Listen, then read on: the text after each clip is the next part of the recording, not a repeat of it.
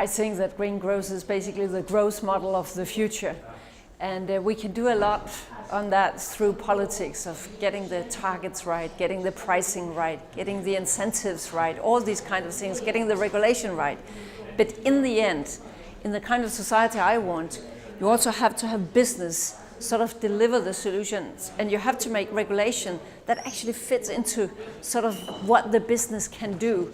We have so many good examples now, and you feel it out here. There are so many things that are already happening, but seen from my perspective as a EU Commissioner for Climate Action, what we need is more speed and it's more scale. How do we get that? And I think that we are in for a more fundamental change of our whole growth model. We will have to have a lot of growth in the future, but it has to be green growth. It has to be resource and energy efficient growth. It has to be climate friendly growth.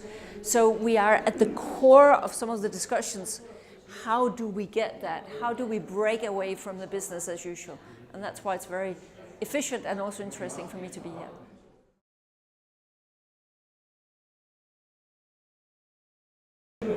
I think that it's interesting that more countries are actually joining the initiative.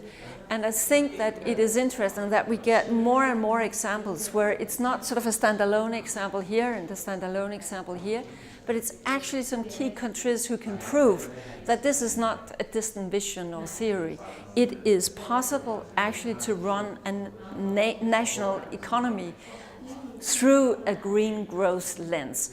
And I think that what we also hear here is it can actually also be a driver for our jobs. And that is one of the big concerns, at least in Europe right now, I think in other parts of the world as well. How do you not only get growth, how do you get a kind of growth that also delivers the job? And I think that is one of the big challenges also for the green growth industries. But they have this potential of proving that you can actually create more growth in the green economy than through the old fossil economy.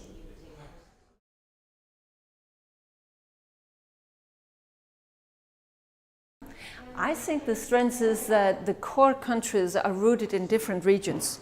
So it's not just a European thing, it's not just an Asian thing.